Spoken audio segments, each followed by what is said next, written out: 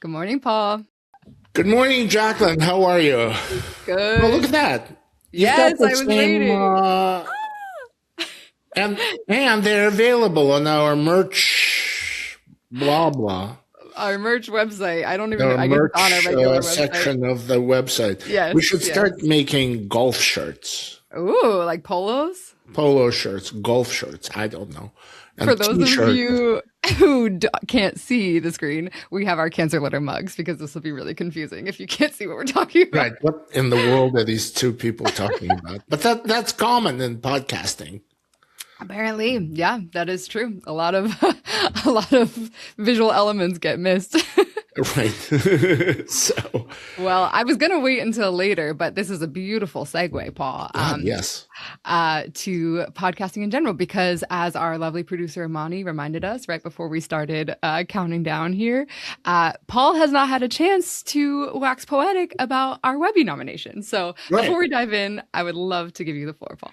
Yeah, I'm just totally delighted to see this because we just basically started the podcast because everybody else had one, or I don't know why we started the podcast because we should have.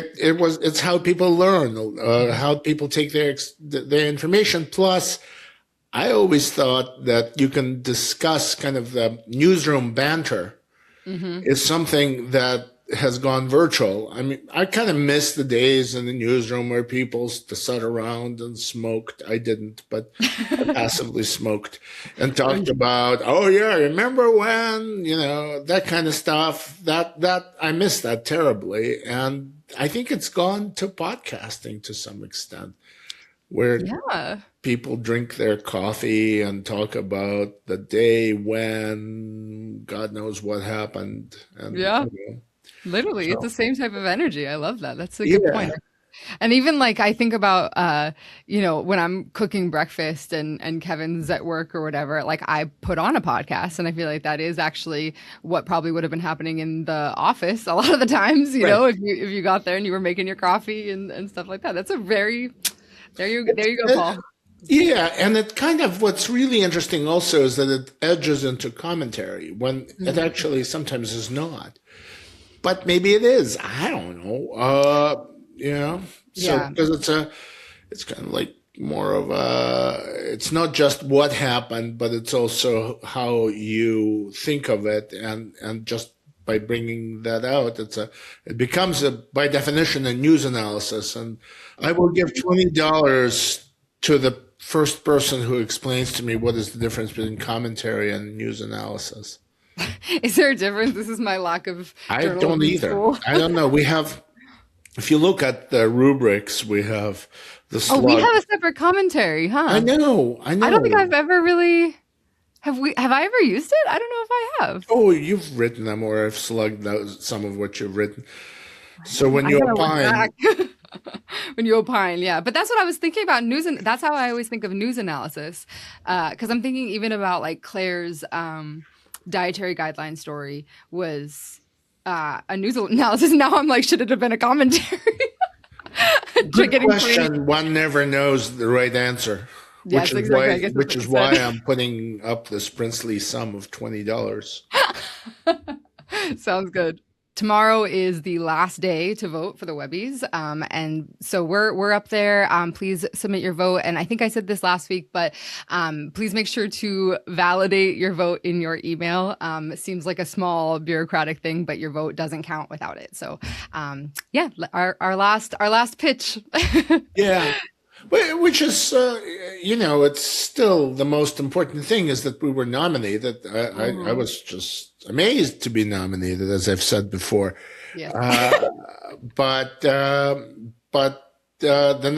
final step is people voting for the nominees, and there we've got a bit of a problem because some of our competing entries in this category are places big players like Yes. PBS, and Mhm. they can get a lot more votes than we can, even with a much larger cancer letter than anybody imagines. I mean, our readership is between 150,000 and 200,000 unique users per month, but that's Mhm. still bobcas, as we say in French, Yeah. compared to Yeah. NPR and PBS and all these other people that compete with us. Which is honestly, I feel like speaks to why we are so like amazed and happy and enthusiastic, and sort of the conversation around this nomination for us specifically is, like for ologies, like to me, ologies is like The Office or something. It's like, like high, like Yeah, it's celebrity level, and so right. just to be next to them, I feel like has been really exciting, and also just it's inspired some ambition in me. It's like this first year we are up against them, and like let's up our game, let's get out there, let's do it, and come back next year for a win or something. I don't know. I'm revved Yeah. up. Oh, we're definitely doing pretty well with podcasting. Kind of surprising, but Exactly. we're doing as well as we are. Well, you're just learning. Well, turns out we just did it. Yeah. I mean, it's so many transferable skills too, like compared from journalism, and we just have such a rich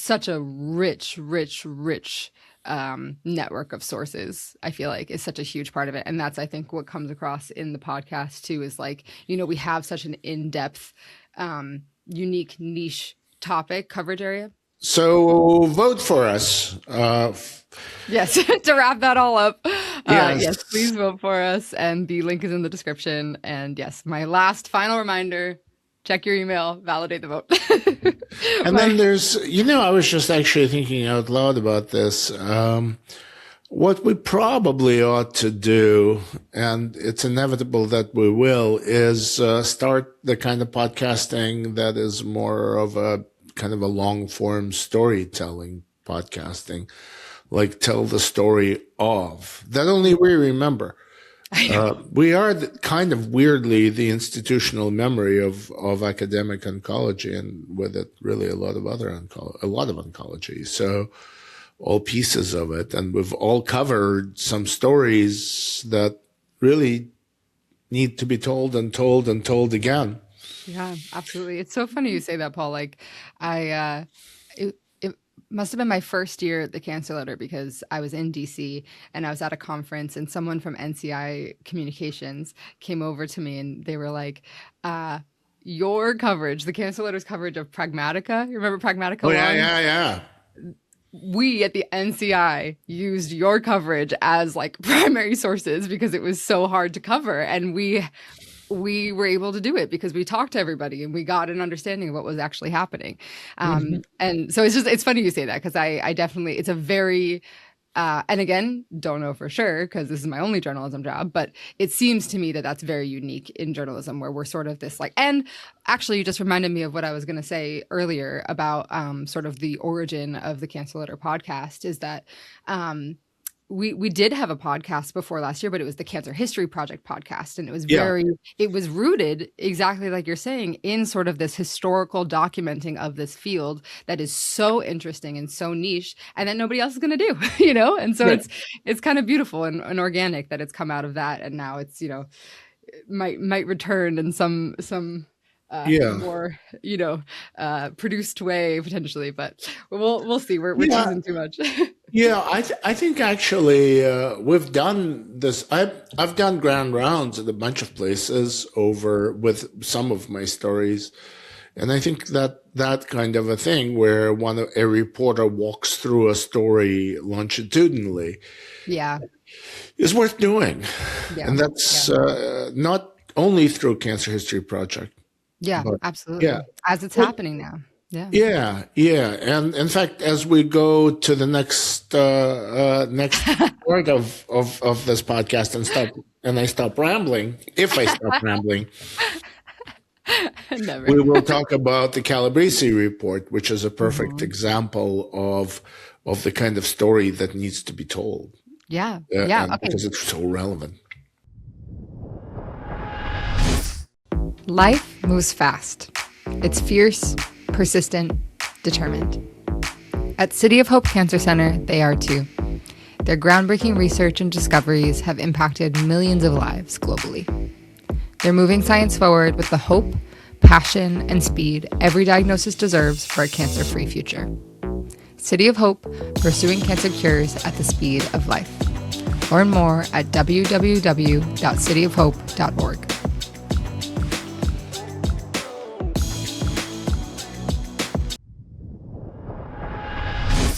Yes. Okay. So we have a whole section dedicated to this, as you said. So let me do my job of going through the headlines, but I'll be pretty brief because, well, you'll see why. So the cover last week was a conversation with the Cancer Letter, one of our classics, but it was with Anthony Letai, the director of the National Cancer Institute.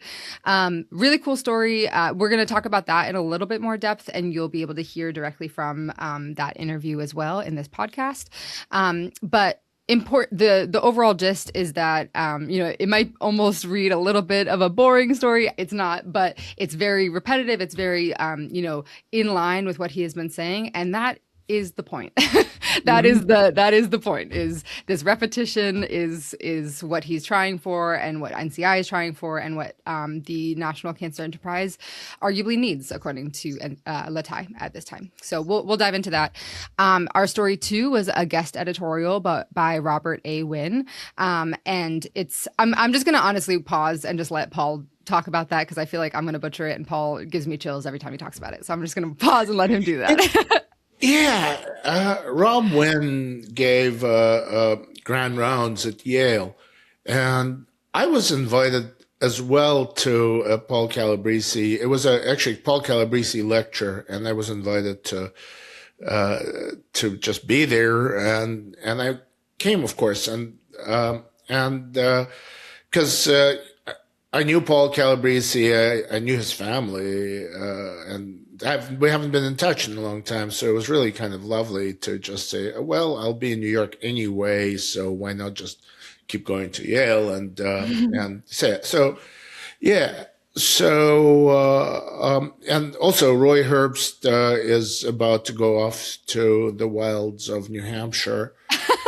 To a place called Dartmouth. Is Dartmouth really count as the wilds of New Hampshire? I'm not sure. So I just thought, heck, that sounds really wonderful. So, and it really turned out to be. But the part that was also really interesting is this report. As I was talking to Rob before we met up in New Haven, I happened to have a copy of this report. And there's this picture of Rob holding up the report. But I mean, this is what's so cool about it, is that this is a report by an NCAB subcommittee chaired by Paul Calabrese, then of Brown University Cancer Center. He basically, it's called Cancer at a Crossroads, and cancer is always at a crossroads. I mean, face it. But it gives out kind of a blueprint about how to sustain a vision for cancer research. And sustaining a vision is really important, especially today. But I could have said that last year as well, or 2 years ago, 5 years ago. It doesn't really matter. But sustaining that vision is always an important thing. And it's also what needs to happen. And I've been talking about this to friends, including Dr. Wynn, about, well, we really need to come up with a people's agenda, a public agenda for cancer research. It should, of course, incorporate rigorous science and built on it, but demand it.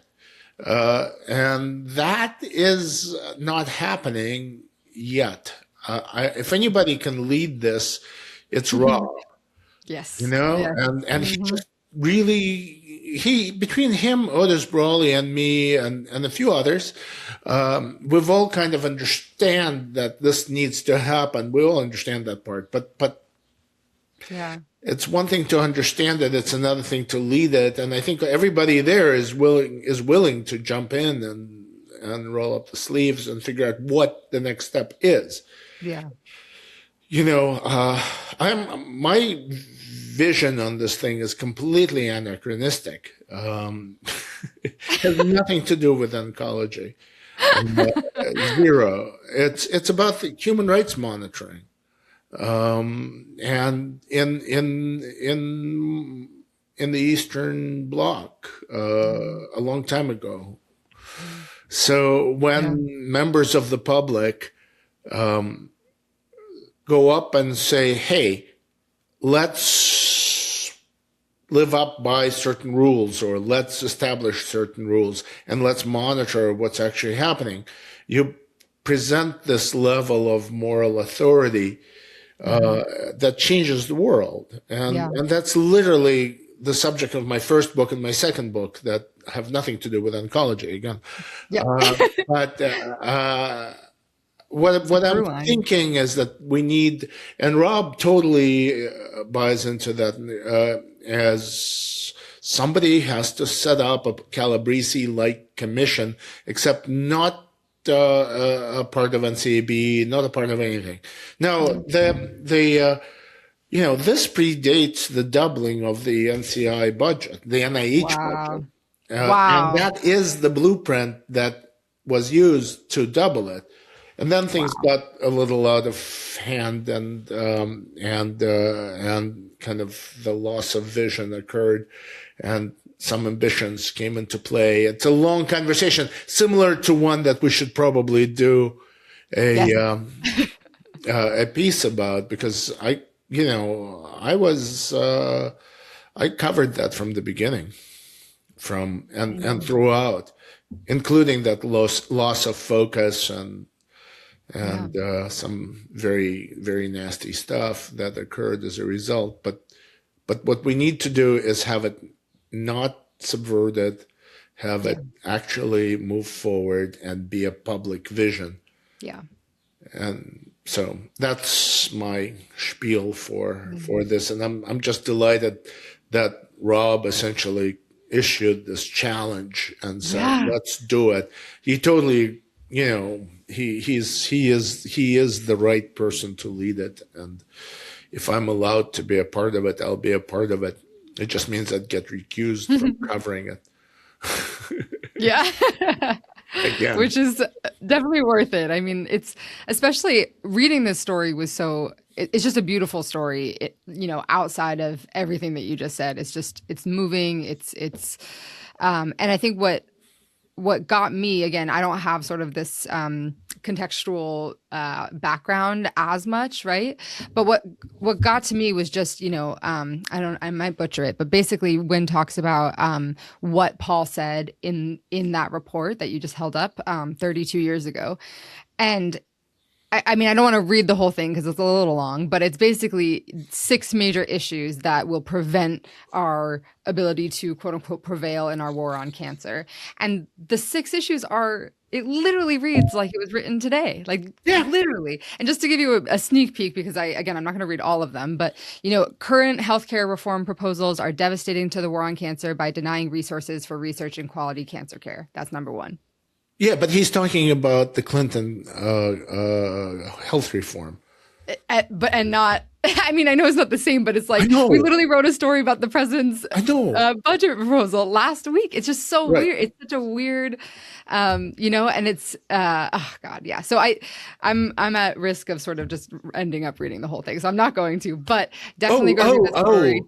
If you ever, or anybody else who might be listening, if you ever want to read it, we have it. I went out and had it scanned in. It's a government document. It's not copyright protected, and we have published it. I think what we need to do is roll it out one more time with a new foreword with precisely that. And in fact, someone is writing it.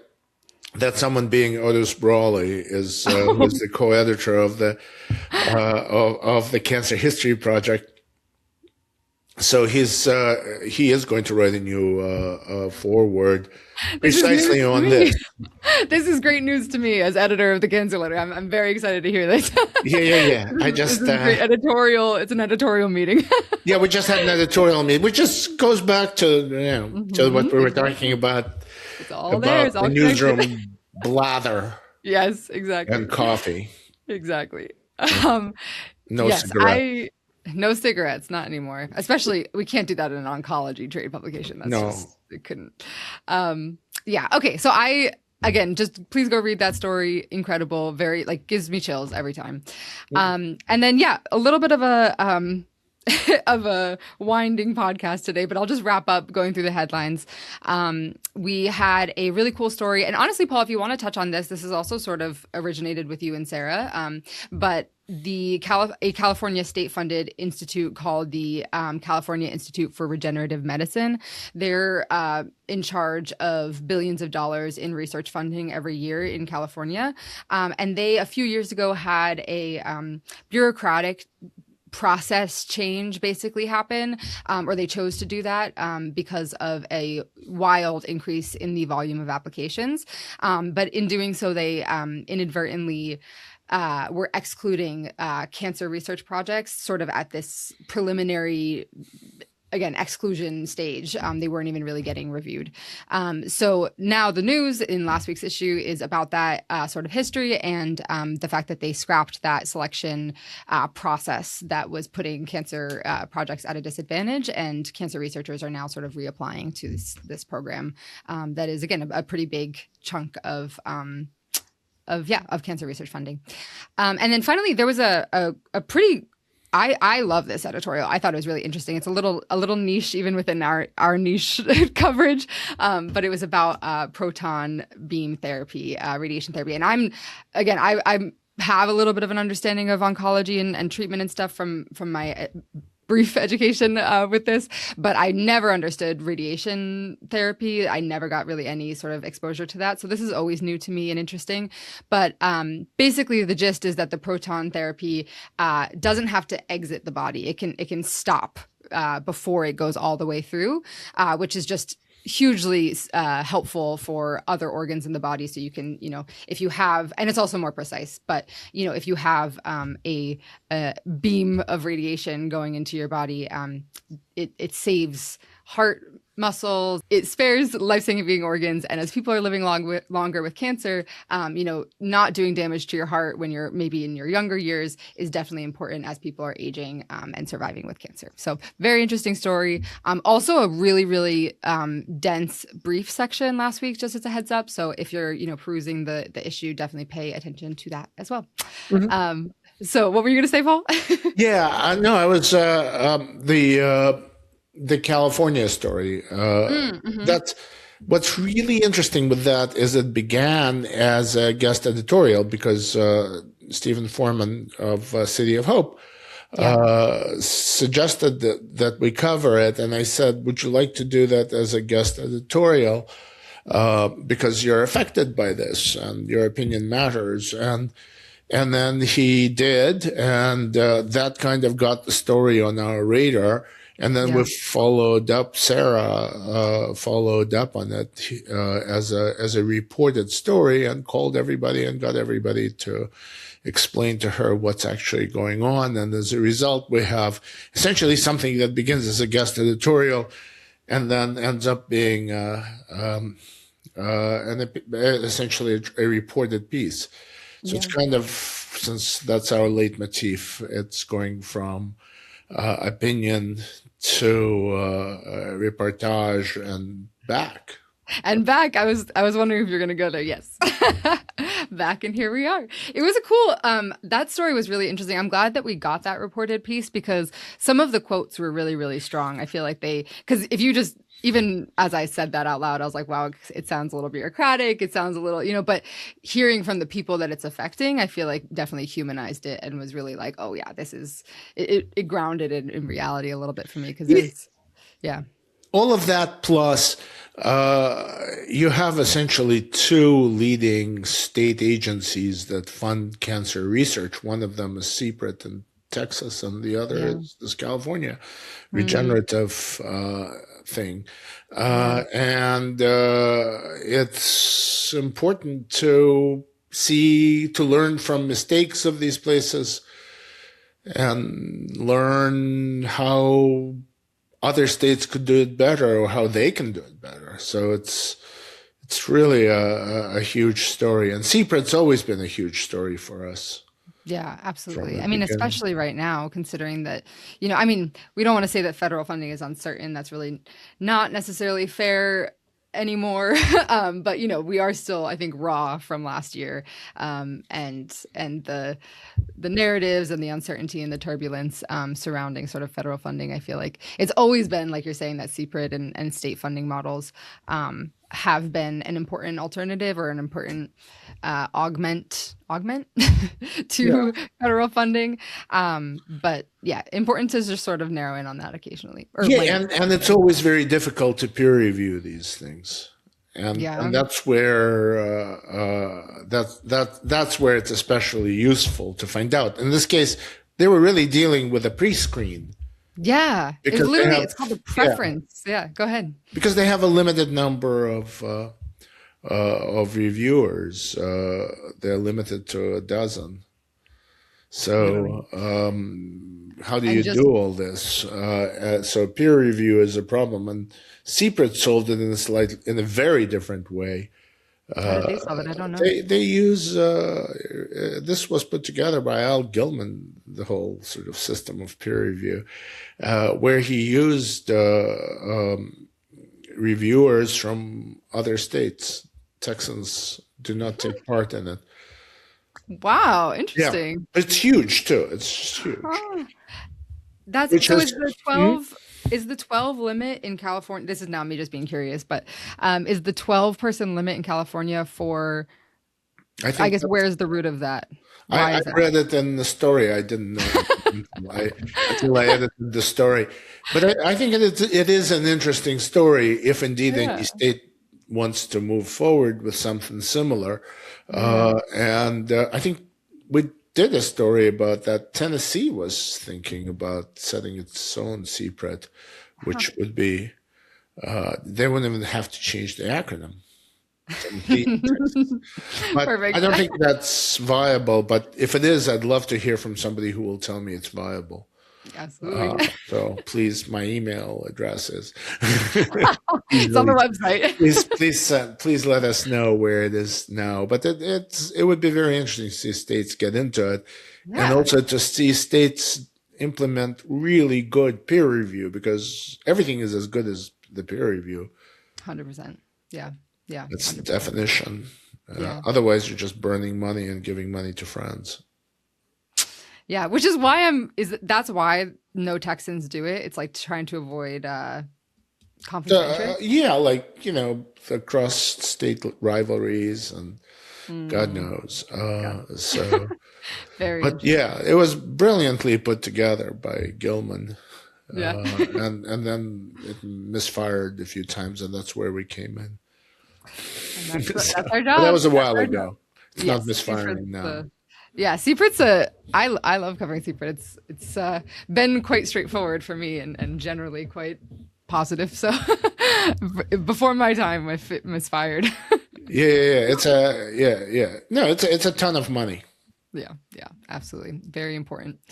Okay, well, kind of a unconventional episode today, but I finished going through the headlines and we've kind of paused and gone through all of the stories. Oh, wait, oh my God. You forgot the main thing. This is like Passover at my house. We get to the main point 40 minutes late and talking over each other.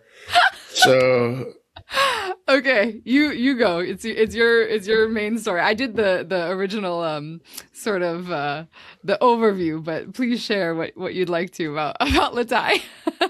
yeah. So we caught up with Tony Letai on his 6 months anniversary almost.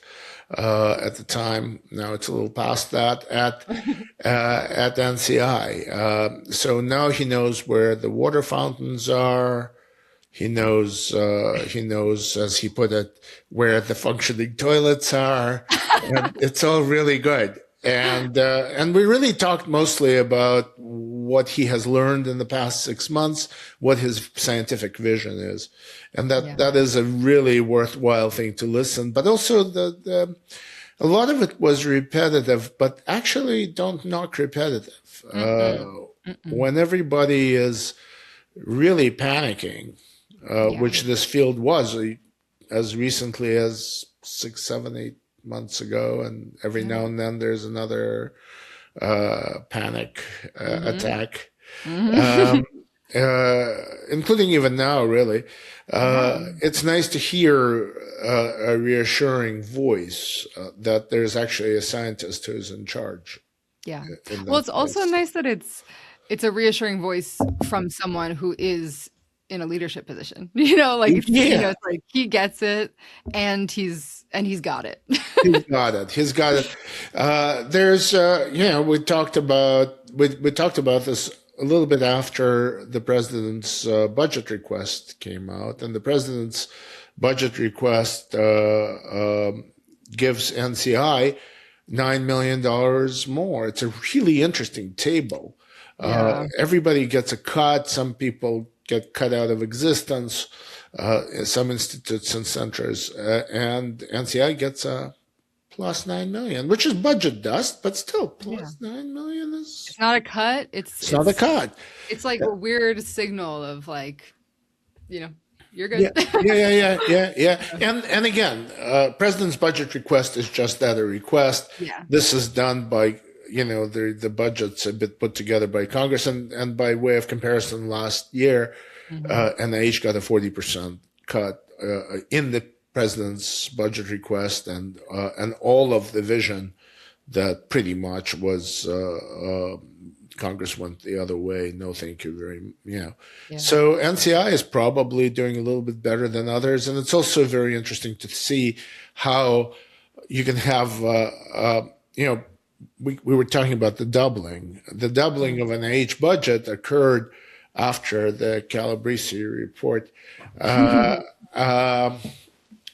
Because it was really focused on NCI, but NIH director Harold Varmus convinced Congress and others did too, other groups, that you really need to you can't just focus on NCI. All ships should rise with at the same time, which is an interesting idea, because in the world of science that exists now, the genomic world, and it's very hard to earmark, because intellectually that's a difficult thing to do. Where does one disease begin and the other end? So this is an interesting underlying principle, but here this is, they seem to be doing that, which is laying that down. I thought that was a really cool point. It's a strange point, but it's an interesting point, and I think it's going to be a point that we will be revisiting. Yeah.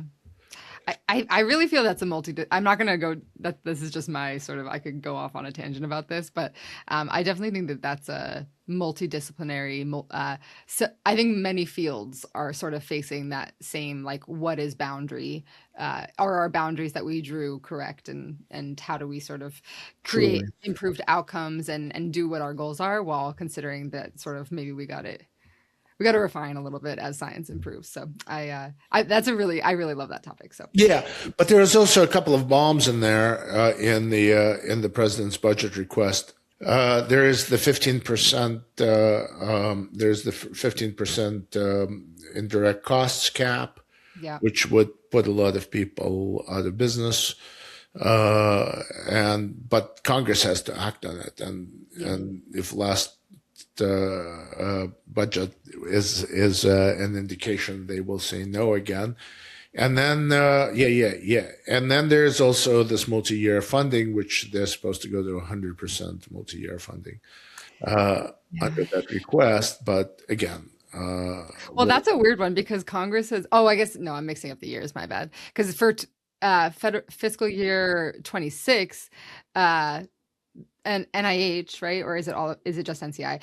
I think it's NIH has a cap on what percentage of projects that they can do with full forward funding. I'm sort of just going based on what I've heard. This isn't necessarily anyway,